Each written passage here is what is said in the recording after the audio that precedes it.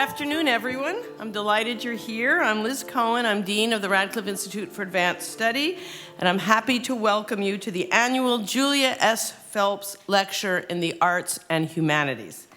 As Harvard's Institute for Advanced Study, the Radcliffe Institute promotes pioneering research in multiple fields of knowledge and the creation of art in many forms. We foster cross-fertilization between the academic and the aesthetic, because we believe deeply that the arts and the sciences have much to teach each other. Even more, we know that their integration can encourage new ways of thinking and seeing. Because we are dedicated to sharing with the public the fruits of the advanced study that we support, we are pleased to welcome you to a robust schedule of lectures, conferences, and exhibitions this spring. You'll find a full list of programming for the current semester on the brochures at your seats and on the Radcliffe website. Today, we are here to enjoy the annual Phelps Lecture in honor of Julia S. Phelps. Julia was a Radcliffe College graduate who went on to become an art historian, a curator, and a devoted teacher. Recent Phelps lecturers have included the writer Z.Z. Packer, the choreographer Carol Armitage, the filmmaker Frederick Wiseman, and many more. We are grateful to Julia's family, friends, and students for their support in honor of Julia. And I'm very pleased to welcome here today Julia's daughter, Susan Napier, and her husband, Stephen Coit, as well as Susan Bush, a loyal friend of the Phelps Lecture. Our Phelps lecturer today is Dr. Jeremy Eichler. As a cultural historian and a music critic, Jeremy exemplifies Radcliffe's commitment to the integration of art with other fields of study. Jeremy holds a PhD in history from Columbia University, and he is taught at Brandeis University. His scholarship focuses on music and public memory. His critical essays have appeared in many publications, including The New Yorker, The Nation, The New Republic, Slate, and much more. Currently, he serves as the chief classical music critic for the Boston Globe. To our great delight, Jeremy is also a current Radcliffe Fellow. While he is here with us this year, he is working on a book about how music composed after World War II captured and shaped collective memory of epic events. Historians' attention to the topic of cultural memory has grown in recent decades, but it has focused mainly on visual artifacts like paintings and statues that memorialize important events. Jeremy's work turns our attention to musical commemorizations and asks us to think about how the past is venerated in sound. He'll be speaking to us about that project today. But that is only one of the projects that Jeremy has underway. He is also preparing a book manuscript about the composition and public reception of a 1947 cantata entitled A Survivor from Warsaw, which was the first major musical memorial to the Holocaust. That book grows out of Jeremy's doctoral dissertation, which was entitled The Emancipation of Memory, Arnold Schoenberg and the Creation of A Survivor from Warsaw, which won the Salo and Jeanette Barron Prize for the best Columbia University dissertation in Jewish studies, defended over the previous 5 years. It combines biographical study of the composer with a cultural and intellectual history of classical music in the wake of epic tragedy. The Barron Prize Award Committee praised Jeremy's dissertation for its in-depth research, its ambitious theoretical scope, and its elegant prose. That same elegance typifies Jeremy's critical writings, whether a review of a single concerto or an essay on the life work of a major composer. Two of Jeremy's commentaries, one about a Beethoven sculpture at Boston's MFA, and another about the cultural amnesia behind the sale of American composer Charles Ives's home, have won awards for excellence in music writing. Jeremy's critical essays are lovely to read, but they are much more than ornaments. They do important cultural work. Another award-winning critic and essayist, Daniel Mendelsohn, distilled the task of a critic down to this equation: Knowledge plus taste equals meaningful judgment. He explained that the key difference between stating an opinion and offering a lucid, critical assessment comes down in large measure to expertise, a commodity that may seem to be under suspicion these days, but is a quality crucial to the advancement of both art and knowledge. We might all have personal reactions, positive or negative, to a poem, to a painting, or to a piece of music, but we do not all have deep knowledge of the art's cultural context, of its historical origins, or its political connotations. Nor are we all fluent in the grammar or vocabulary of every artistic medium. To understand the significance of a particular chord or a brushstroke, we must understand the range of options available to a composer or the array of techniques that a painter had available. For those insights, we rely on good critics who do have that expert knowledge. We all know that saying everyone's a critic, we know the saying that everyone's a critic, but the truth is that good critics who dedicate their training, their expertise, and their authoritative judgment to deepening the meaning of art are rare. Jeremy's contemporary criticism and his historical scholarship deepen each other, and they both enrich the understanding of his many audiences, from students in history classes to readers of his insightful reviews. In his hands, cultural history and music criticism become entryways to better understanding of the past and the present.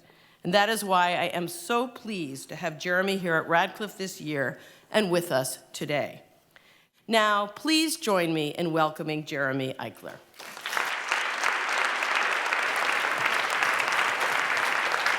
Thanks so much, Liz.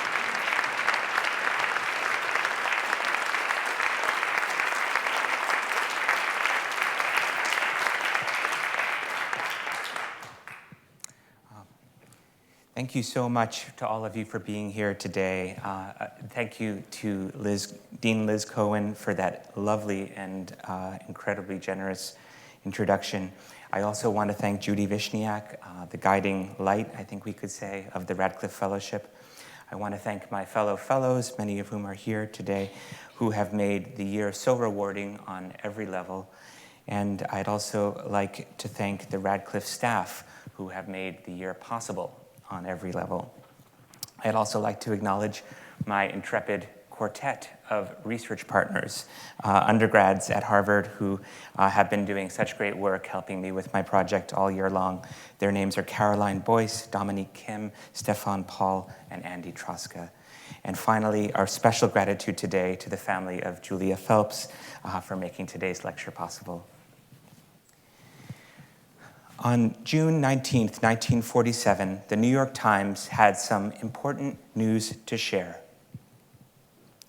America would be getting its very first Holocaust monument. The location was to be on Manhattan's west side on Riverside Avenue at 84th Street. A few months later, on the morning of October 19th, 1947, some 15,000 people gathered in the drizzling rain for the public dedication of the future site. By that point, a sculptor had been chosen and a budget had been announced. The officials who gathered there that morning to lay the cornerstone included New York Mayor William O'Dwyer, Senator Irving Ives, and many foreign dignitaries whose speeches would be beamed to Europe via shortwave radio. Indeed, a heavy symbolism hung over the ceremony. Beneath the cornerstone was placed a dedicatory Hebrew scroll written by the chief rabbi of Mandatory Palestine. It's a little hard to make out, but we can see the scroll right there. It would take its place next to a sampling of soil transported from the concentration camp of Terezin and presented by the foreign minister of Czechoslovakia. 100 survivors of Buchenwald and Dachau were there for the occasion, looking on as the Manhattan borough president compared the future memorial to the Statue of Liberty. Albert Einstein couldn't make it, but sent a message. The text of the cornerstone that they laid that day reads as follows. This is the site for the American Memorial to the heroes of the Warsaw Ghetto Battle, April to May 1943, and to the 6 million Jews of Europe martyred in the cause of human liberty. A New York Times editorial conferred its own benediction, stating, "May the monument prove an eternal foundation for the spread of goodwill and understanding in our land and among all the peoples of the earth." As it happened, the foundation turned out to be far less eternal than the Times editorial writers could have possibly imagined. One can still visit the memorial's cornerstone today. This image is out there today, but you will find no monument on the site. It was never built. The project quickly became mired in controversies over the aesthetic design, fundraising difficulties, and bureaucratic delays. The site today remains haunted by the memorial's absence. After all the good intentions and vaunted symbolism, the space now stands perhaps as a monument to memory's fickleness, its contingency, its strange tendency at times to court the very forces of oblivion that it seeks to resist.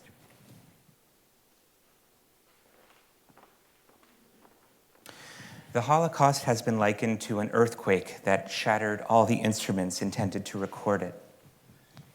How, then, should an event like this be commemorated in art? This theme, the limits of representation, is a well-known one for students of memory. Primo Levi wrote about the inadequacy of language itself to describe the horrors of camp life, and about the problem of rationality being asked to serve as a guide to the very places where it had been suspended. Claude Lanzmann, director of the film Shoah, has gone as far as calling attempts to rationally, quote, understand, unquote, the Holocaust an obscenity. Against this backdrop, in the early post-war years, as stone memorials went unbuilt, we should perhaps not be particularly surprised that it was, in fact, another art form, music, that came to the fore as one of the earliest mediums of commemoration. If you think about it, music has a rare power to express strong emotion without being delimited by the kind of semantic specificity that is the province of language alone.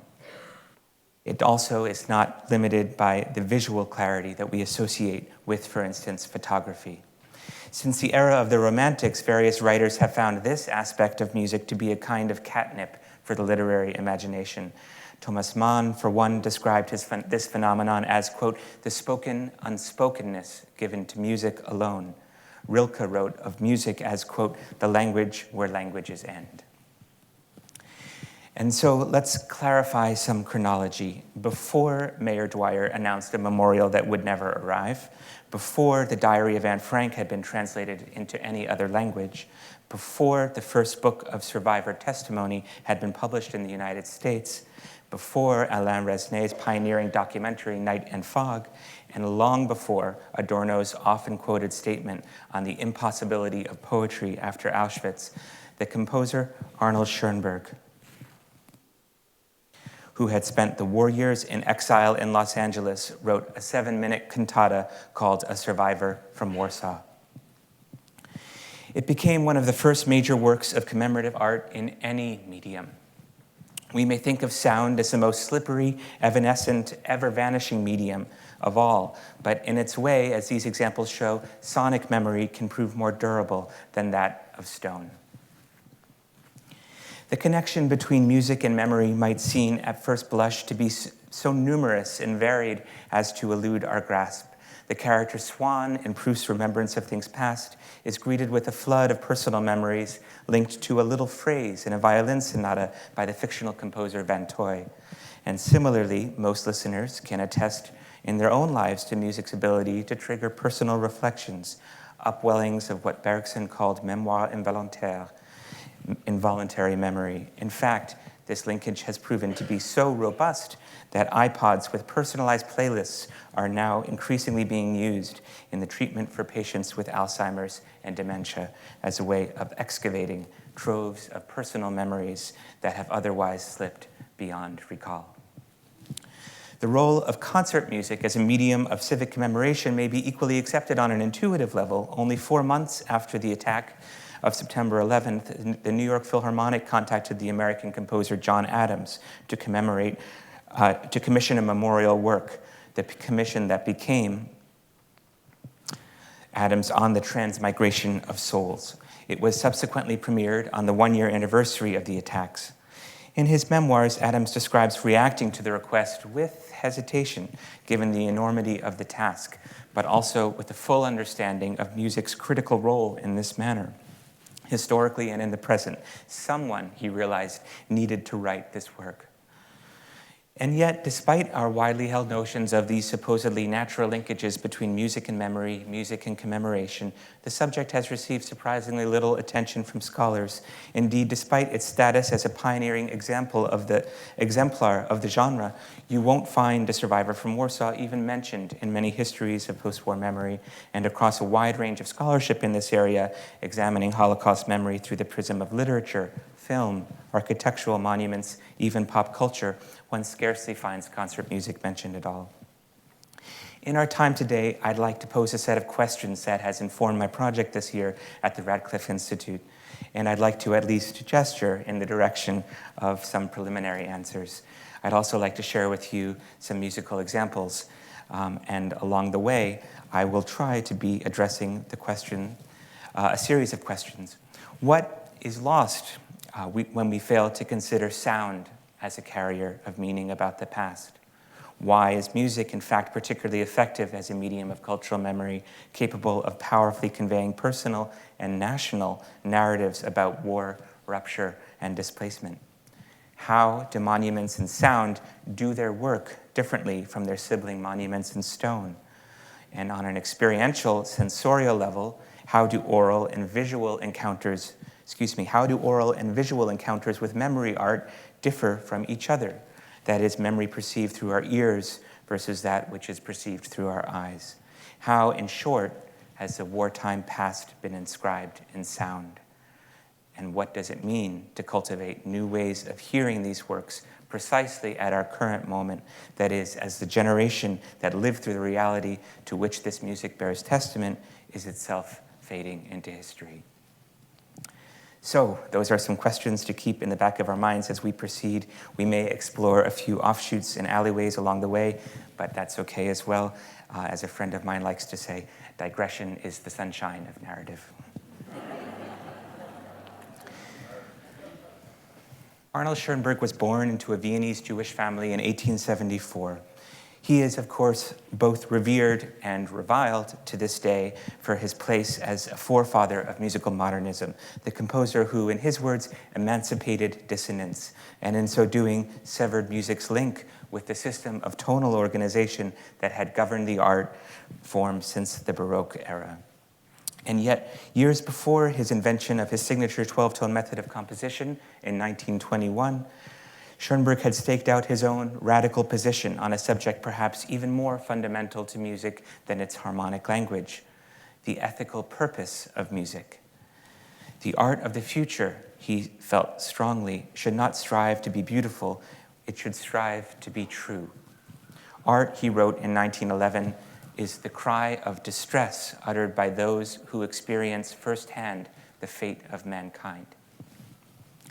In the early 1930s, Schoenberg was among the very first German-speaking artists to perceive the urgency of the threat facing European Jews. He emigrated in 1933 and settled in Los Angeles. After the war, which claimed the lives of several family members, he composed his own short but explosive cry of distress, his Survivor from Warsaw, on a commission from the foundation of Serge Koussevitzky, music director of the Boston Symphony. Koussevitzky was renowned for championing the music of living composers, and he gave Schoenberg enormous creative latitude as to how the commission would be fulfilled. Interesting, nothing I ended up finding in the archives indicates that Koussevitzky had any idea that Schoenberg planned to compose a memorial to the Holocaust. We can imagine his surprise upon receiving this bracing score. He was a conductor, after all, who had a very different vision for the role of music in the era of post-war reconstruction. He spelled out that vision in a speech to the first class of students who returned to Tanglewood once it reopened after the war. In light of music, he wrote, he told the students, "In light of music, the soul beholds the good and the beautiful. The heart awakens to faith in man and in his better future. If you deprive men of music, just as they were deprived of honor, dignity, human rights, conscience, faith, and freedom, you will witness the decline of the world to a state of brutality and barbarism. Music alone can still tame the beast in man. It is our comfort and our hope." This is, of course, quite far removed from any notion of music as the soul's cry of distress. And a survivor from Warsaw, one might say, does not tame any beasts, but rather depicts them in its art. As we'll hear shortly, the piece itself is a narrated scene that takes place in a concentration camp. This work would not be Koussevitzky's avenue to moral and aesthetic redemption. It's in those terms that I interpret Koussevitzky's otherwise mysterious decision to tacitly decline the chance to give the work's world premiere with the Boston Symphony. Among all of his other commissions, almost all of his other commissions received the BSO's red carpet treatment, not this one. Instead, I think because Survivor from Warsaw was so far ahead of the curve of public Holocaust memory in this country, the score was pushed to what were then the margins of American musical life. In what is surely one of the strangest premieres of a major work in music history, this piece was unveiled in a university gymnasium in Albuquerque, New Mexico in 1948, with an Austrian conductor named Kurt Frederick leading an amateur chorus and an amateur orchestra. The performers included cowboys, florists, assorted students, and railroad engineers. The narrator was the head of the university chemistry department. Here is a copy of the program. The national press sent correspondence. The New York Times ran a headline, "Schoenberg in Albuquerque," sounding more like the setup for a joke about two things that go together about as well as, say, a Sachertorte and a campfire. But from all accounts, the work seems to have been an unqualified success at its premiere. The piece had to be repeated twice. Time magazine reported that applause thundered in the auditorium. Schoenberg was not healthy enough to travel for the performance, but Kurt Frederick, just after midnight on the night of the premiere, dashed off this telegram to Schoenberg in Los Angeles. Survivor from Warsaw made tremendous impression on the performers and audience. Thank you for the great honor of allowing us to perform this work. In its early years, the piece earned champions well beyond the good burghers of Albuquerque, New Mexico, including one listener who championed it precisely for the same reasons that Koussevitzky appears to have ignored it. I'm speaking of the philosopher, critic, and musical thinker Theodor Adorno, who wrote that in Survivor, perhaps for the first time, culture and barbarism were not shown as naively opposing forces, but rather wrenched into the frame of a single explosive work of art. In Adorno's reading, the work's incorporation of horror and suffering was exactly what provided its truth content. Here is a fuller quote from Adorno. "The effect of the Survivor from Warsaw is no less powerful, a companion piece to Picasso's Guernica, in which Schoenberg made the impossible possible, standing up to the contemporary horror in its most extreme form, the murder of the Jews, in art. If music is to escape from the nullity that threatens it, the very loss of its raison d'être, then it can only hope to do so if it accomplishes what Schoenberg accomplished in The Survivor from Warsaw. That is, if it confronts the utter negativity, the most extreme, by which the entire complexion of reality is made manifest."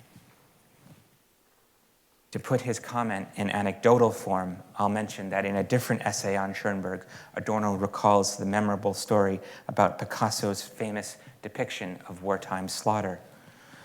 Gestapo officers were said to have one day approached the great painter near a photograph of his Guernica. "Did you do this?" they asked him. "No," the painter replied, "you did." Before playing A Survivor from Warsaw, for those of you who might not know the piece, here is a quick overview of what you'll be hearing. It lasts just 7 minutes. It's scored for narrator and orchestra and male chorus. After a brief orchestral opening, the narrator recites a text written by Schoenberg to be delivered in a hybrid speech-song style known as Sprechstimme. This narrator, as we'll hear, describes a scene he has witnessed in a concentration camp involving the beating of prisoners and their selection for the gas chamber. At the climax of his story, the men's choir enters singing Schoenberg's own setting of the Hebrew words of the Shema Yisrael prayer, the central prayer of Judaism. And one last word of caution before we press play here for our musical example. Judgment of this score's aesthetic merits has been all over the map over the years, which is in fact a subject of an entirely different lecture, how we should think about judging these monuments on their in aesthetic terms or in other terms. But the piece has been heralded as, quote, the aesthetic and ethical manifesto of our time, unquote. That was from Luigi Nono. And it's also been derided as, quote, Hollywood kitsch. You can each judge for yourself, though to the extent that this is possible, I'd ask you to listen in a spirit of oral generosity and to remember, just as historians like to caution us against backshadowing, which is viewing the past through the prism of the present, I think we'd be wise to guard against the equivalent phenomenon in the domains of memory and listening. In other words, try to keep in mind that this was written in 1947 before, as we've said, just about any other artifact of Holocaust art you might think of.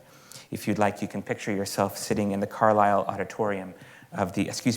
Gymnasium of the University of Albuquerque on November 4th, 1948, the night that this music was actually new.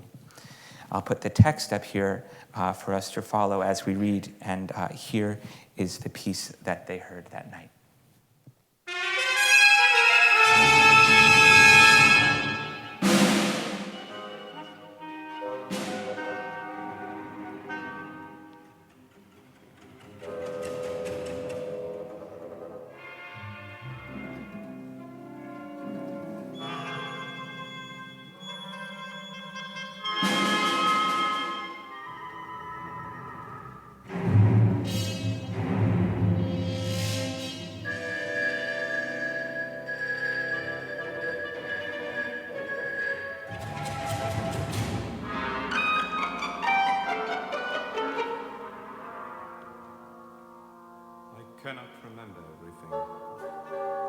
Must have been unconscious most of the time.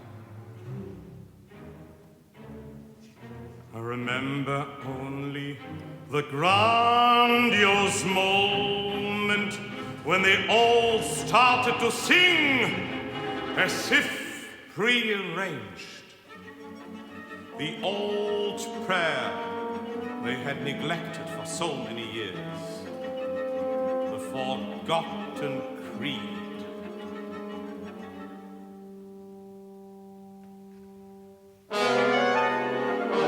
But I have no recollection how I got underground to live in the sewers of Warsaw so long a time. The day began as usual. Réveil, when it still was dark. Get out, whether you slept or whether worries kept you awake the whole night. You had been separated from your children, from your wife, from your parents. You don't know what happened to them. How could you sleep?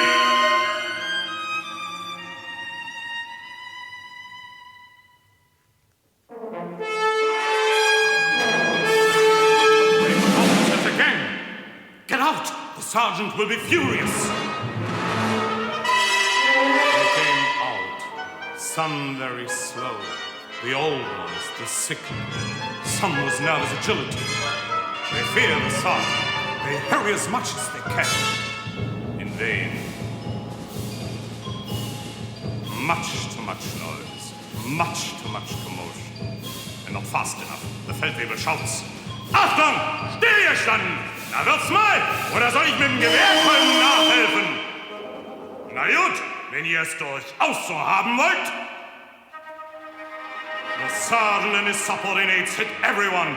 Young or old, strong or sick, guilty or innocent.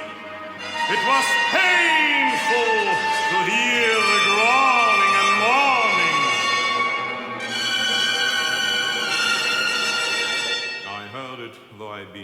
very hard. So hard that I couldn't help falling down. We all on the ground who couldn't stand up were then beaten over the head.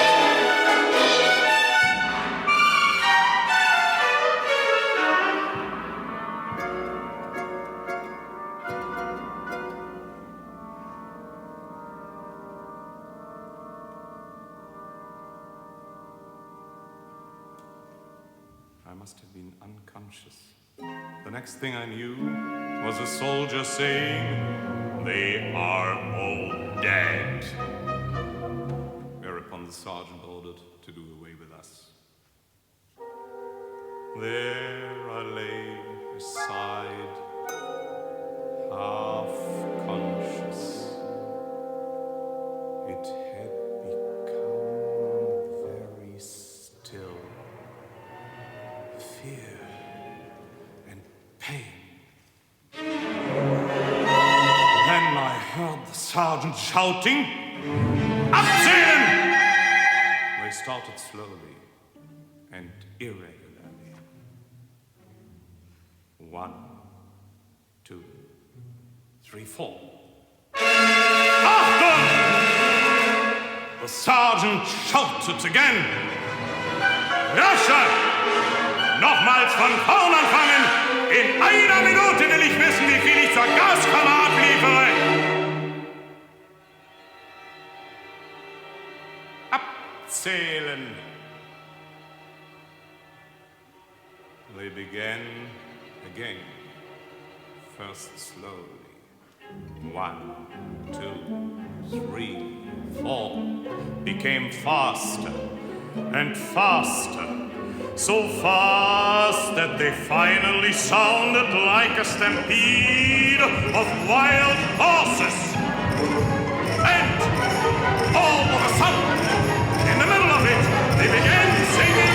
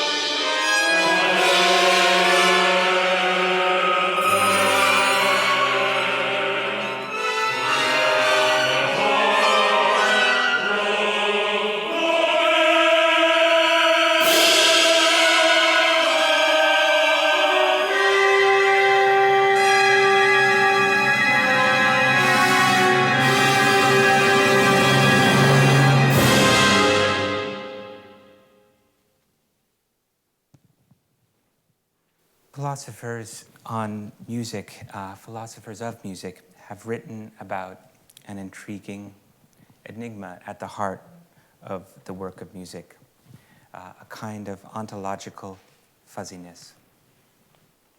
In the case of painting, once the artist has finished her creative activity, the painted canvas itself is manifestly the work of art. But where, or alternatively when, does the work of musical art reside?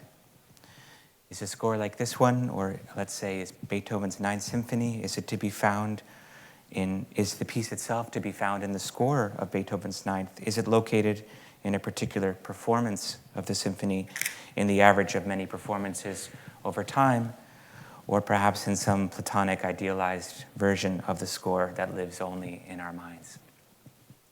In short, a kind of temporal ambiguity appears to be part of the notated music tradition itself. A score is a blueprint, instructions for realization at a later date. We might go further still to suggest that the act of musical performance of any score exposes listeners to a unique kind of enlarged temporality, a bridge between the present tense of the listener experiencing the performance and the present tense of the music at the time of its composition. In this sense, we might say that a musical monument carries in it a memory of its own history, and a performance of a musical memorial as such, a work like the one we just heard, whose subject is itself commemorative, can make for a doubly strong bridge to the past. So that sense of enlarged temporality is one special attribute of music I've been trying to get my mind around this year. But let's also quickly mention a second attribute, a certain visceral quality that I think we would all probably agree comes through very clearly in the example we just heard. It's an immediacy that seems to attend to sound as such. It seems connected, I would think, to the nature of hearing. The composer Murray Schafer has written, "The eye points outward, the ear points inward." Schafer, who first popularized the notion of the soundscape, which I use in my title, also reminds us that when we fall asleep at night, it is our hearing that is the last of the five senses to relinquish its guard. And it's the first one to return in the morning. In brief, in my recent work, I've been aiming to develop ways to write and think about musical memory that do justice to these sui generis properties of sound itself and of music as an art form. I believe that we can't simply import wholesale an approach from the domains of art history or visual studies. Musical memorials, I'm arguing here, offer the possibility of a unique and perhaps more immersive grappling with the performance of memory, then and now. Adapting from Bakhtin, we can say they have a special way of, quote, thickening time, introducing new continuities. Under the best conditions, I am suggesting these works can help dispel what Walter Benjamin described as the expanse of homogeneous empty time separating us from the past. Instead, musical memory, works like this one, have the potential to bring us closer to what Benjamin called the Jetztzeit, or in his words, time filled by the presence of the now. Speaking of time, in the stretch that we have remaining together today, I'd like to speak about one more score, another instance of musical memory, and then offer some concluding thoughts. In A Survivor from Warsaw, we've already heard a piece that derives its power, its kind of burning intensity, in part from its composer's proximity, I think, to the history he describes. There is a rawness and a directness to that piece of music. I'd now like to turn to a different score that speaks at a certain level of temporal and geographic remove from the war years. In that sense, it addresses more seamlessly the moment we are living in today. The American composer Steve Reich was born in 1936 and grew up in this country, far from the agonies of Europe. As a boy with divorced parents living on opposite coasts, he used to take long train voyages accompanied by his governess between New York and Los Angeles. Decades later, as an adult in the 1980s, he came across the iconic photo of a frightened boy standing on the streets of the Warsaw Ghetto with his hands raised. Reich saw in that boy an image of a kind of alter self. He and the boy looked physically alike, he thought, and given the year of the photo, they might well have been born at the same time. They were separated, Reich realized, only by a senseless accident of fate. Had he, Reich, been born in Europe, the trains he rode as a child, he realized, would not be associated with quaint memories of Pullman porters and of his governess. They would have been, in his phrase, different trains.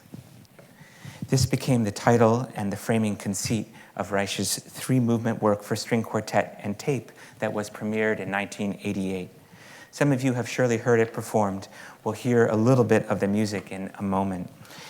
The defining gesture of Reich's musical score is the transfer of actual survivor voices present through samples that he took from recorded survivor testimony into the voices of the instruments of the string quartet, which play lines transcribed from the contours of the spoken words.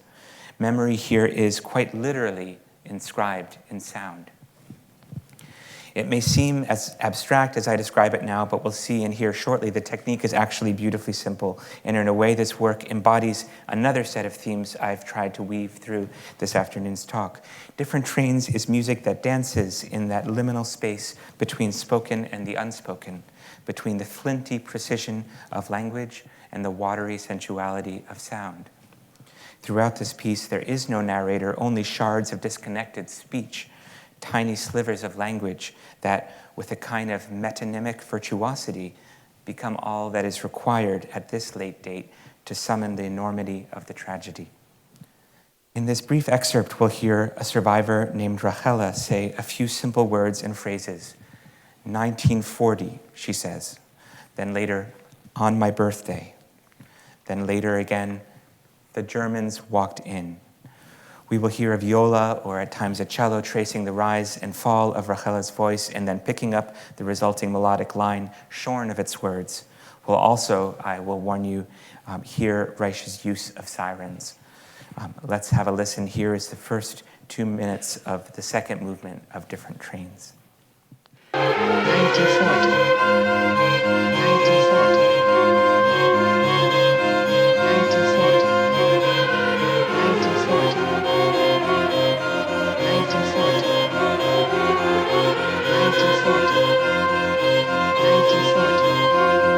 On my birthday.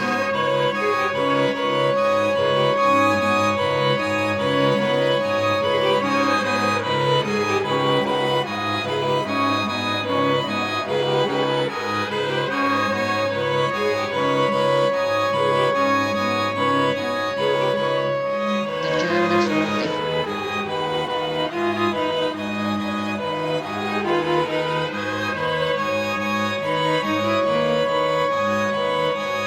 Walked into Holland. Germans invaded Hungary.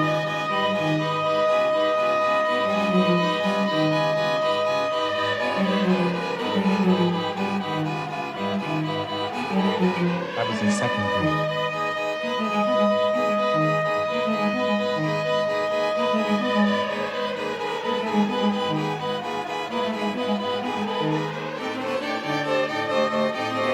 I had a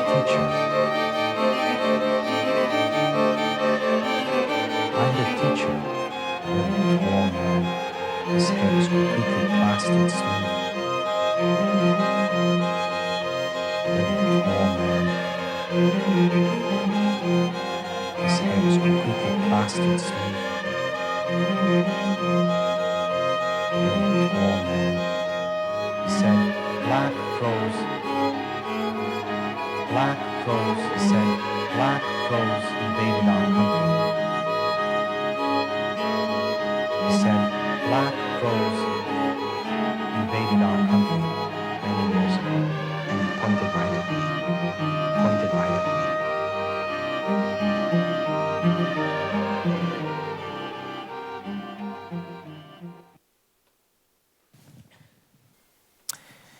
That was just a snippet, of course, and please believe me, the work's full power comes through much more clearly as an entirety, preferably in a live performance.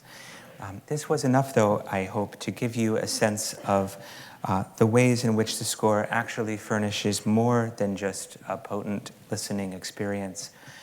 It also operationalizes, if we could say, a certain store of metaphors by inviting the listener to reverse engineer his melodies, to associate them with the actual voices that formed their contours, the voices from the era.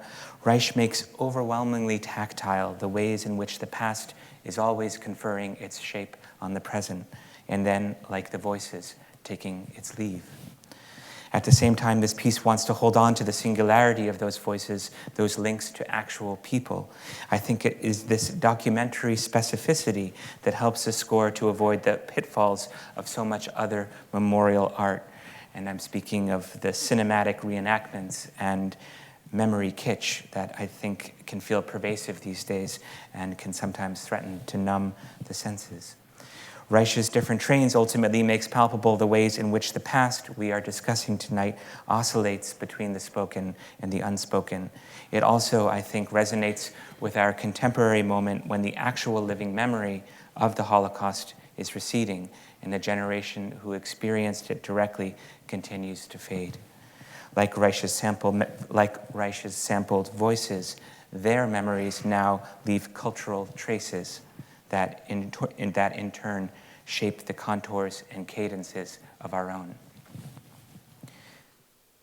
By way of a conclusion, I'd like to refresh our memories about the well-known closing passage of Adorno's Minima Moralia, a book composed of fragments. In this passage, as I see it, Adorno came close to distilling his life's work in a single sentence. He wrote that, quote, "Perspectives must be fashioned that displace and estrange the world, reveal it to be with its rifts and crevices as indigent and distorted as it will one day appear in the messianic light." For Adorno, this and this alone was the task of thought, and certainly the task of critical theory. Yet I believe Adorno, of all people, would forgive us one further interpolation, that he would in fact agree that this self-same mission is also one of the essential tasks of art itself, to fashion the perspectives on the world from which the brokenness, the rifts and fissures of the present and the past are revealed and felt for what they are. And not only the brokenness in the past, of course, but also its buried sparks of hope for a future that might still have turned out differently. Every modern art form contributes to this task in different ways. As I hope I've given you at least a glimpse of today, music has its own contribution to make. For me, at least, it has always been the best of the arts at conveying this expanded present tense, that sense of contact with history and memory, and that basic truth so elegantly distilled by W.G. Sebald in a deceptively simple observation. He wrote that, quote, "Time measures nothing but itself." Thank you.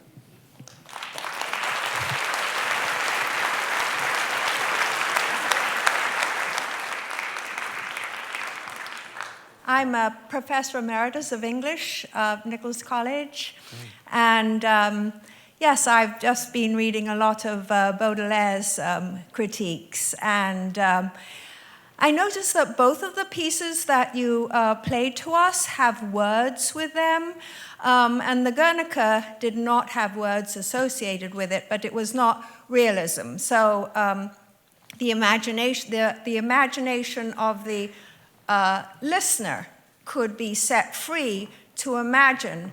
And I was wondering what you think about composers like Schoenberg adding words to his music so that somehow that defines the memory that you're going to have, rather than opening up, the listener's memory to his or her own thoughts.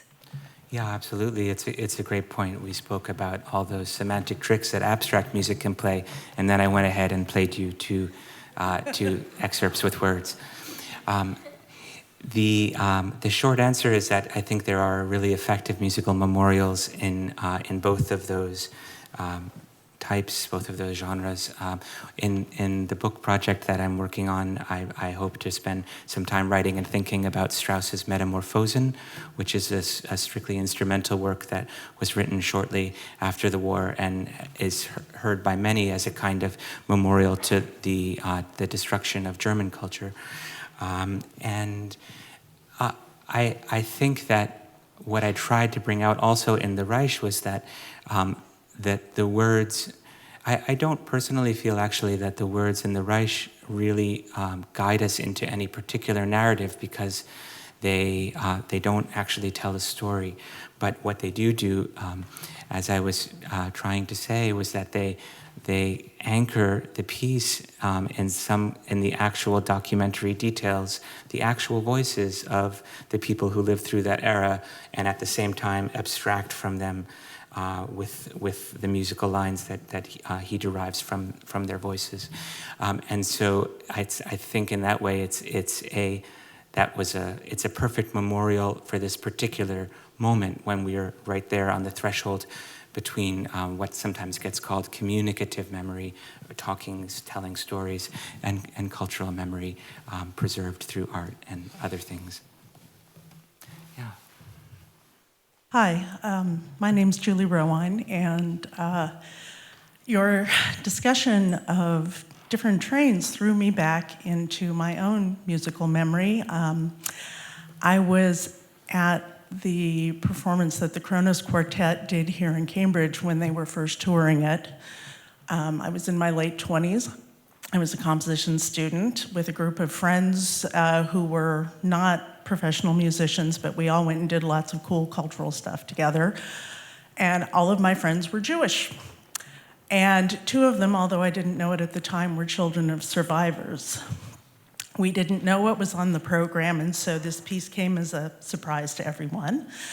Being a composer, I was very focused on what he was doing with the tape and the rhythm and all that kind of stuff.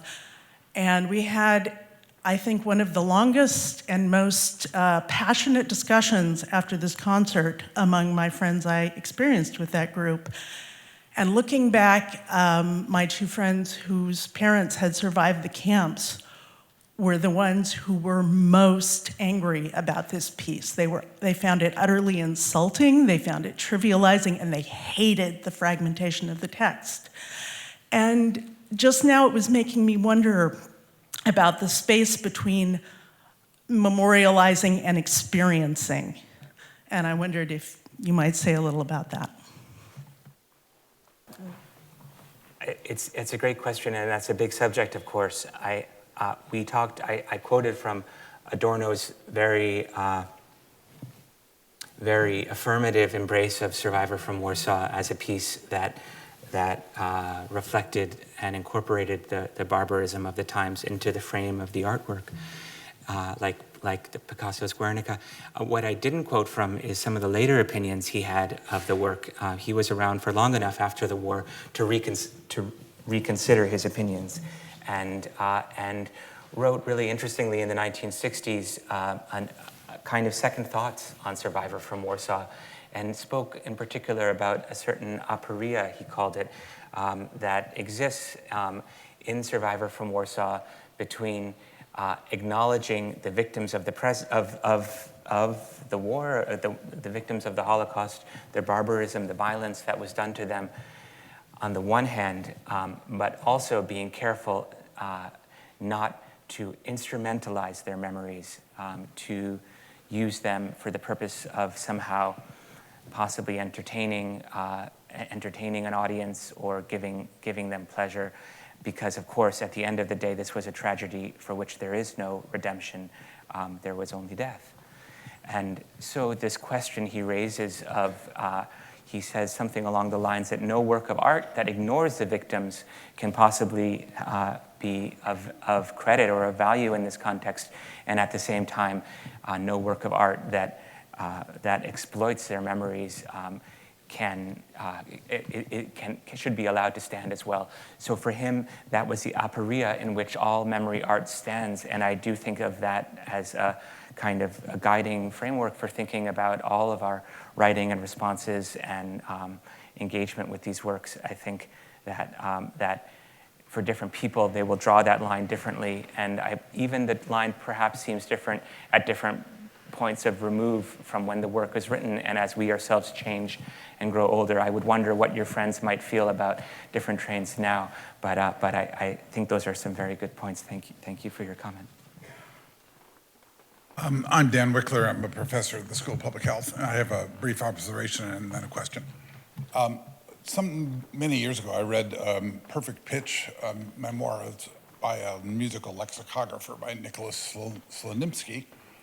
And I believe he said in there, at one point, he had been close to Koussevitzky, who then suddenly turned on him and sort of dismissed him and hurt his feelings terribly. And he, if I remember right, his wife, as she threw him out of their living room, said, "You're nothing but a cheap Odessa Jew."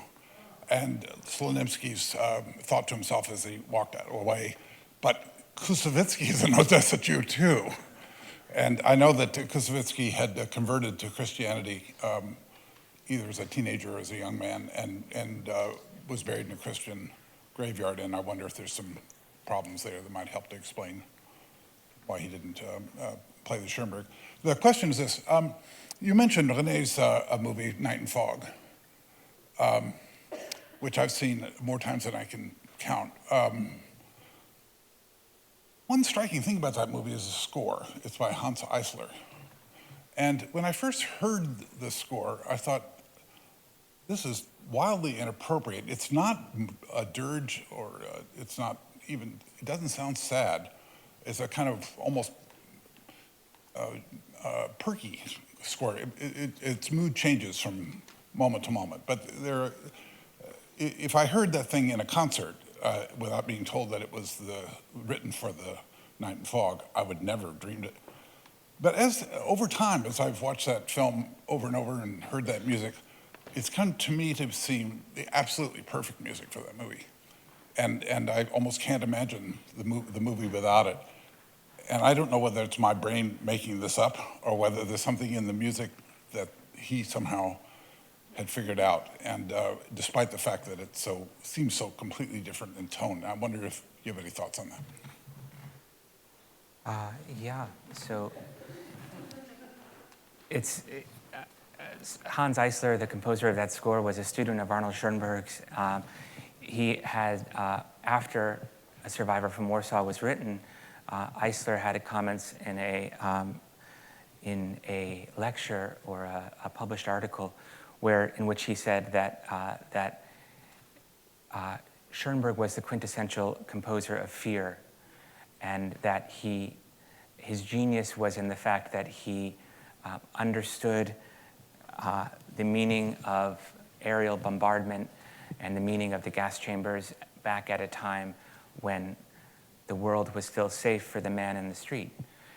So Eisler, I think, had a very apt sense and sharp sense of what Schoenberg was trying to do.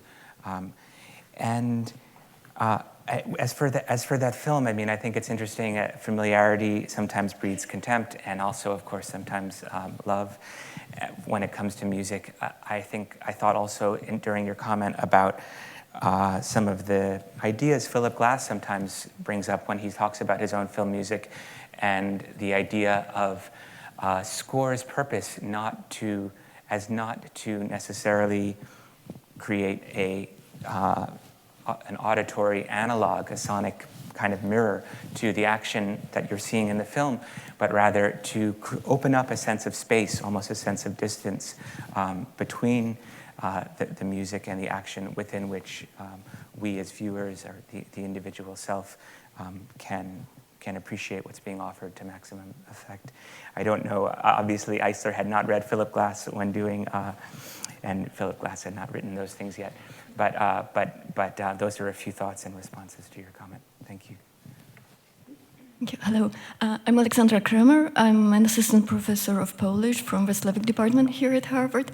And I have like a very short commentary, which will lead me to my question. So thank you for your great talk. While from the American perspective and also from the perspective of music, certainly Schoenberg's work is like a very early response, very quick response. It made me like very quickly to think also about earlier artistic responses to Holocaust and to war, which appeared especially in Polish culture. Like, for example, Czesław Miłosz, who lived in the occupied Warsaw exactly at the time of the ghetto uprising and wrote to his important poems in 1943 already, Poor Christian Looks at the Ghetto and Campo dei Fiori. I think also of Zofia Naukowska, whose book Medallions responses to exactly the Nazis' crimes, and I think of Tadeusz Borowski, translated as This Way to the Gas, Ladies and Gentlemen. This was 46 already, and these were all like radical revisions of what literature can be. And also in terms of memorialization, like the first tablet honoring the heroes of a ghetto uprising in Warsaw is 46 and the monument's 48. So it's like, from European perspective, it's not like that early, even 47. And this leads me to a question, to what extent really the soundscape you have in your title are kind of best conveyed via music, and not, for example, like literature, as the soundscape also consists of so many like words and exclamations. And also when I think about theater and cinema, like to what extent really like full soundscape can be like best preserved in the work of musical art, which is still not like that radical in terms of experimentation, at least what we have here. And do you have like any thoughts like about like rivalry of these two arts, literature and music, in terms of memorialization? Because you mostly talked about visual arts and monuments, and I would like to thank you so much. Yeah.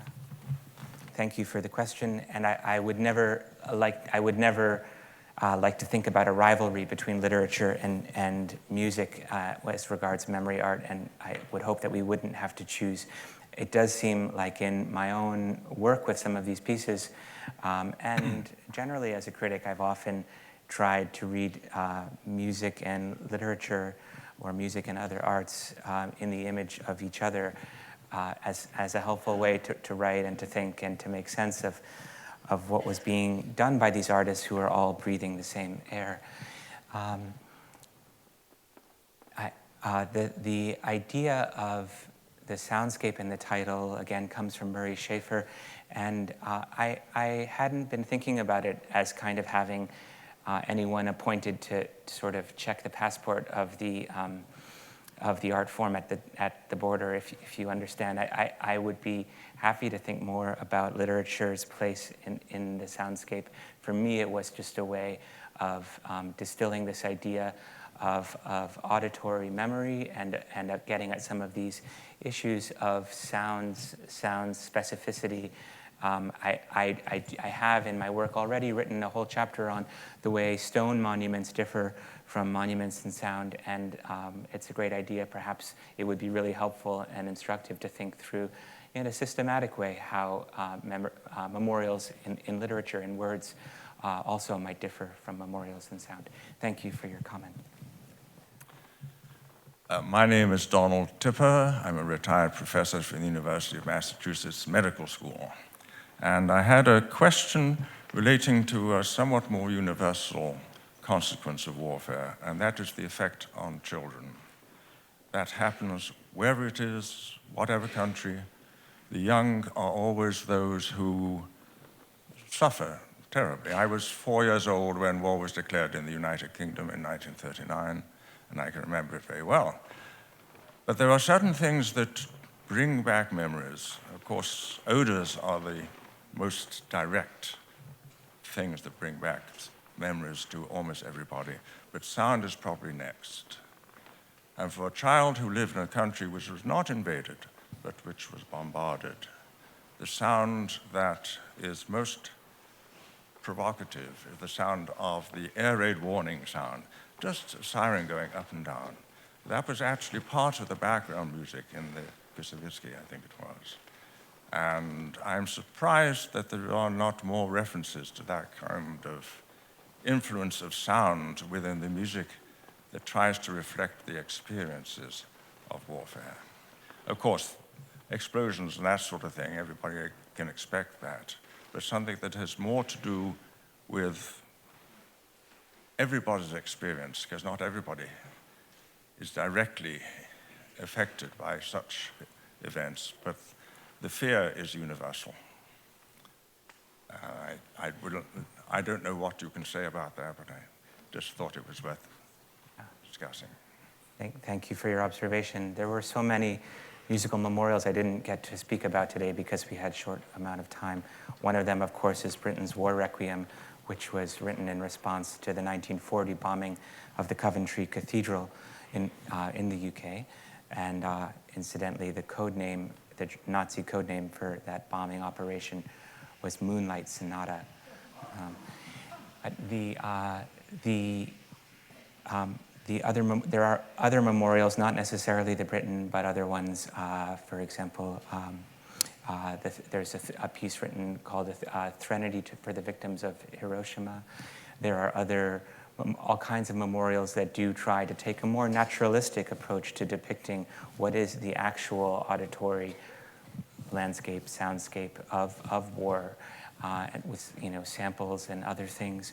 I think it gets us back into some thorny territory. Is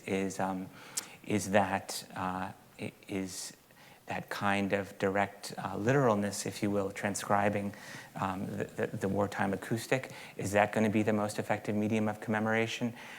Or is there something reductive in that, and will some people find more powerful these other works that are trying in different kinds of evocative language and with text to maybe get to a similar place?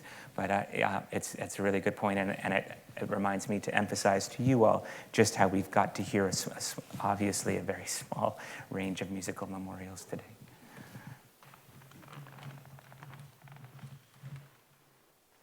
I'm Daniel Stepner. I'm a musician. So many references came up. So many things. Just to mention a few, La Valse of Ravel seems to me a memorial of European culture before the First World War. Very interesting. Also, Charles Ives' song, They Are There. He is there. I can't remember which is which now. There's a recording you can find online, I'm sure now, of Ives himself singing this and playing piano while he's singing. And it is full of such incredible energy and rage at Hitler, basically. It was recorded during the war, but it's worth hearing, I think. It's an important document. But I guess my question, Jeremy, is based on a lecture I heard you do last year at Brandeis, and that is linking Survivor from Warsaw to Schoenberg's opera, Moses and Aaron. Do you care to talk about that a little bit? Sure, that's great. Thank you. I've written.